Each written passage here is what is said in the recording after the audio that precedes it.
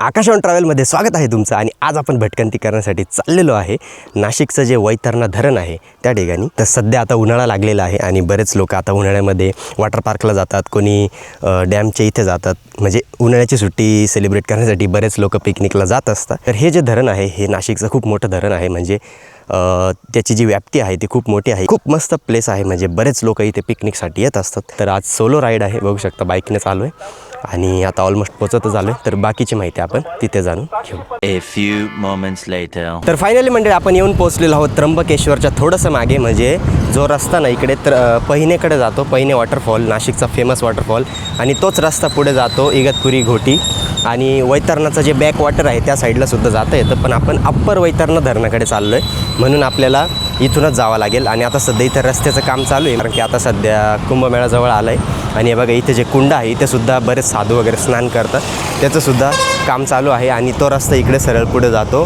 त्र्यंबकेश्वरकडे, तर इथून जाणं योग्य आहे। बरेच जण ना इगतपुरी साईडने जातात, पण तिकडे जाऊन तुम्ही लोअर वैतरणा धरणाकडे जाल, म्हणजे बॅक वॉटरकडे, तर तिकडे एवढी मजा नाही। इकडेच जास्त व्ह्यू पॉईंट वगैरे आहे, त्यामुळे इकडेच जास्त मजा येणार आहे।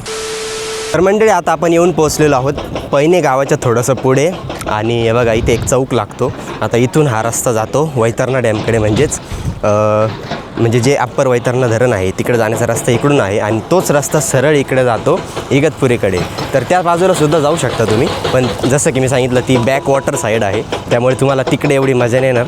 त्यामुळे तुम्ही झारवड साईडला जा। हे बघा इकडे झारवडकडे जाण्याचा रस्ता आहे, म्हणजे जसं तुम्ही पैनेकडून येताना लगेच तुम्हाला राईट टर्न घ्यायचा आहे आणि त्या मार्गे जायचं आहे झारवडकडे।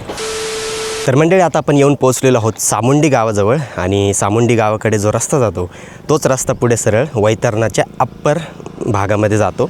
आणि बघू शकता आता आपण इकडनं आलो आणि इकडे आहे गाव, आणि हे बघा इथे पाटीसुद्धा लावलेली आहे वैतरणा।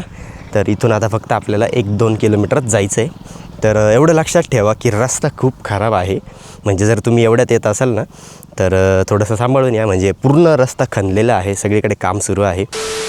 तर फायनली मंडळी येऊन पोहोचलेलो आहोत वैतरणा धरणाजवळ, आणि बघू शकता आपली बाईक आणि आहे वैतरणा धरण। तर आता मी एकदम मिडलला आलो आहे, म्हणजे बाईक घेऊन डायरेक्ट इथे आलो आहे। तर बघू शकता इकडे पूर्ण धरणाचं पात्र आहे चारी साईडने, तिथून आपण थेट खाली आलो आहे। ॲक्च्युली जेव्हा इथे पाणी जास्त असतं ना तेव्हा इथे हे पूर्ण भरलेलं असतं, त्यामुळे येता येत नाही कदाचित, म्हणजे पावसाळा झाल्यानंतर हिवाळ्याचे काही दिवस, पण जसा उन्हाळा लागतो तेव्हा पाण्याचं जे पात्र आहे ते थोडंसं कमी होतं, आणि मग आपण थेट इथे येऊ शकतो। तर बघू शकता आता मी थेट धरणाच्या मध्ये आलो आहे। तर इथे बघण्यासाठी खूप व्ह्यू पॉईंट्स आहे। व्ह्यू पॉईंट म्हणजे असं की तुम्ही डायरेक्ट धरणाच्या इथे म्हणजे पाण्याच्या किनारी येऊ शकता। तर इथे आल्यानंतर तुम्हाला थेट म्हणजे समुद्र किनारी आल्यासारखंच वाटेल, बघा जसं की मी आलो आहे। त्यामुळे इथे तुम्ही पिकनिक करू शकता, आणि पुढे गेल्यानंतर एक असं पार्कसारखं तयार केलेलं आहे, ते सुद्धा मी तुम्हाला दाखवतो।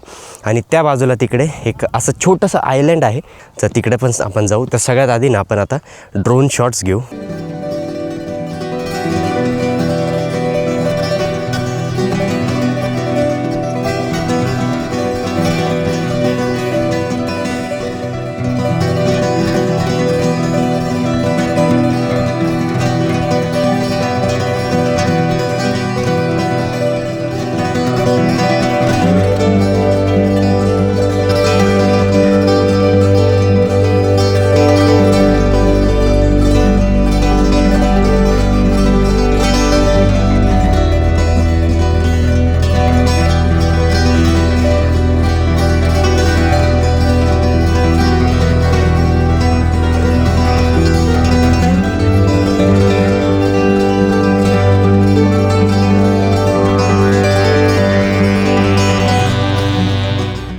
तर मंडळी आता आपण थोडंसं पुढे आलो आहे, आणि हे बघा इथे ना एक पार्क तयार केलेला आहे, म्हणजे जसं आपण पूल क्रॉस करून पुढे येतो तर हे बघा इकडे खूप जबरदस्त पार्क आहे। तर इकडे बरेच प्री वेडिंग शूट्स वगैरे चालतात, आणि बऱ्याच फॅमिली इथे येतात पार्कमध्ये एन्जॉय करतात।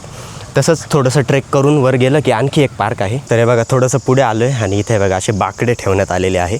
तर इथे तुम्ही मस्तपैकी बसून, हे बघा समोरच धरण आहे, तर मस्तपैकी इथून बसून तुम्ही धरणाचा आनंद घेऊ शकता। इथून बाहेरसुद्धा जाऊ शकतात, आणि इकडे बऱ्याच चुली वगैरे पेटलेल्या दिसतात, तर इथे तुम्ही मस्तपैकी कुकिंग वगैरे करू शकता, पिकनिक करू शकता, कॅम्पिंग करू शकता। फक्त आता इथे ना रात्रीचं टेंट लावून स्टे करू देती नाही, पहिले करायचे लोक, पण आता हेच म्हणजे एक पर्यटन क्षेत्रच बनलेलं आहे, तर इकडे तुम्ही खाली जाऊन मस्तपैकी बसू शकता. फक्त इकडे चुकीचे कामं करू नका, जसं की लक्षात येतच असेल मी तुम्हाला काय म्हणतं, कारण की इकडे पोलिसाचा सतत गरका असतो. आता पहिले एवढी गर्दी नव्हती, पण आता जास्त पब्लिक इथं यायला लागल्यामुळे इकडे पोलीस बंदोबस्त पण असतो.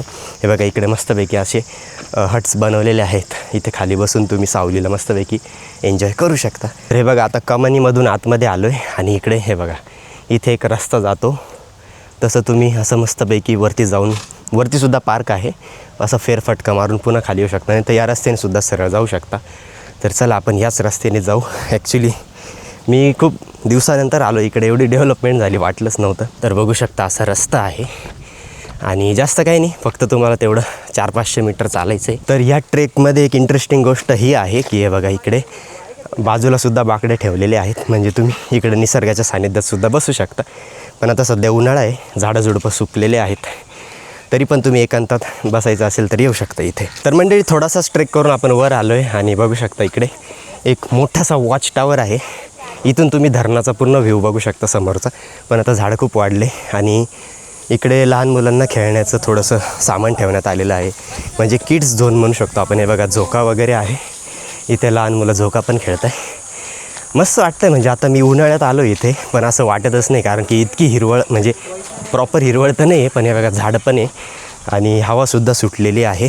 तर हे बघा आता वॉच टावरवर आलो आहे आणि जबरदस्त हे बघा आता झाडं खूप वाढले, त्यामुळे इथे ना धरणाचा व्ह्यू दिसत नाही तर इकडे ना धरण आहे समोर. पण काही नाही, निसर्गाचा आनंद घ्यायचा असेल तर नक्की या. इथे बसूनसुद्धा तुम्ही मस्त पिकनिक करू शकता एकांतात. तर मंडळी बघू शकता आता मी पुलावर आलो आहे आणि इथून जबरदस्त धरणाचा व्ह्यू दिसतो आहे बघा. ते बघा त्या तिथे धरणाचे दरवाजे आहेत, पण तिथपर्यंत जाऊ देत नाही, त्या तिथेच गेट आहे, त्यामुळे इथूनच तुम्हाला व्ह्यू बघावं लागेल. आणि आता सनसेटसुद्धा व्हायला आलेला आहे, आपल्याला सनसेटचे व्ह्यूज कॅप्चर करायचे आहे. तर हवा पण खूप सुटलेली आहे, तर इथे तुम्हाला मस्त वाटेल. फक्त एवढंच की इथे गाड्या वगैरे येत राहतात, तर प्रॉपर गाडी पार्क करा मग इथे या. तर मस्त वाटतं आहे, म्हणजे असं वाटतच नाही मला की मी उन्हाळ्यात आलो आहे, कारण की थंड हवा सुटली मस्त आणि सायंकाळची वेळ पण झालेली आहे. तसं आपल्याला त्या आयलँडवर जायचं होतं, पण आता सनसेट झालं आहे, तेवढा टाईम कवर होतो की नाही माहीत नाही. तर मंडळी आता आपण धरणाचं जे सुरुवात आहे म्हणजे तिकडे आलो आहे आणि तिथे ना बाईक आपली पार्क केलेली आहे आणि तिथून आता आपण थोडंसं पुढे आलो आहे आणि तुम्हाला ते आयलँड दाखवायचं होतं. हे बघा इथूनच जात आहेत, असं किनाऱ्याने जातात आणि ते बघा त्या तिथे जे आयलँड दिसते ना तुम्हाला ते तिथे जातात. पण आता मी तिथपर्यंत पोहोचेपर्यंत सनसेट होऊन जाईल, त्यामुळे मी तुम्हाला म्हणजे तिथं जाऊन नाही दाखवत प्रत्यक्ष. पण काही नाही, एक छोटंसंच असं आयलँड आहे आणि तिथे ना झाडं झुडपं आहे, तर तिथे बरेच जण चूल वगैरे पेटवतात, पिकनिक करतात, टेंटसुद्धा लावतात. तर आता एक काम करूया, असं पण आता सनसेट होत आलं आहे तर आहे ना ड्रोन फ्लाय करू आणि ड्रोनने मग आपण तो आयलँड बघूया. तिथे आता बरेच लोक एन्जॉय पण करतात, ते सुद्धा मी तुम्हाला दाखवतो आणि सनसेटचे जे व्ह्यूज आहे ते सुद्धा आपण ड्रोनने कॅप्चर करू. आणि हे बघा इथे आल्यानंतर तुम्हाला प्रॉपर समुद्रकिनारी आल्याची फिलिंग येईल, कारण की हे बघा पाणी डायरेक्ट इथपर्यंत म्हणजे लाटासारखं वाहतं आहे, आवाज पण येत असेल तुम्हाला. तर आणि बरेच फॅमिली इथे एन्जॉय करत आहेत. हे बघा तिकडे मागे प्री वेडिंग शूट्स चालू आहे आणि इकडे मस्त रील वगैरे शूट करतायत. तर म्हणजे जर तुम्ही नाशिक साईडला आलात, खास करून त्र्यंबकेश्वरजवळ, आणि तुमच्याकडे फ्री वेळ आहे, म्हणजे अंजनेरी किंवा त्र्यंबकेश्वरकडे तुम्ही आला आहे आणि तुमच्याकडे टाईम फ्री उरलेला आहे, तर फक्त तुम्हाला 10 किलोमीटरमध्ये यायचं आहे आणि तुम्ही अशा या सुंदर ठिकाणी येऊन पोचतात आणि इथे तुम्ही मस्तपैकी तुमचा टाईम घालवू शकता, सनसेटसुद्धा एन्जॉय करू शकता आणि रील्स वगैरे फोटोग्राफी वगैरे करू शकता.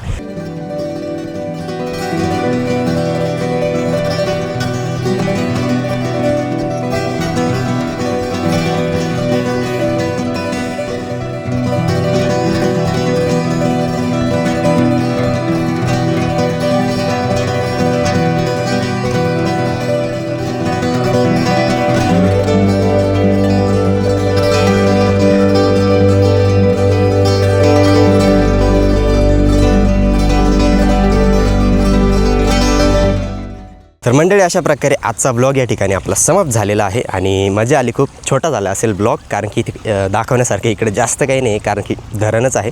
तरी पण मी तुम्हाला पुढे तो व्ह्यू पॉईंट दाखवलेला आहे. त्यानंतर ते आयलँड आपल्याला तिथं जाता नाही आलं, पण मी तुम्हाला ड्रोनने ते दाखवलेलं आहे. आणि तुम्ही जर फ्री टाईम काढून इथे आलात तर या किनाऱ्याने जाऊन तुम्ही त्या आयलँडवर सुद्धा एन्जॉय करू शकता. पण इकडे सुरक्षा खूप महत्त्वाची आहे, कारण की इकडे बरेच इन्सिडेंट घडतात. हे धरण जितकं सुंदर दिसतं तितकं सुंदर नाही आहे, धोकेदायक आहे. त्यामुळे इथे जर तुम्हाला खूप पोहण्याचा दांडगा अनुभव असेल तरच इथे पाण्यात उतरा. मी स्वतःसुद्धा किनाऱ्यापर्यंत गेलो नाही अजून, कारण की इथे खूप इन्सिडेंट घडलेले आहेत. त्यामुळे सांभाळून या आणि फॅमिलीसोबत आलेले असेल तर अजून काळजी घ्या. चला, आता जाण्याची वेळ झालेली आहे. तुम्हाला व्हिडिओ आवडला असेल तर व्हिडिओला लाईक करा आणि चॅनलला सबस्क्राईब करून बेल आयकॉन प्रेस करायला मात्र विसरू नका.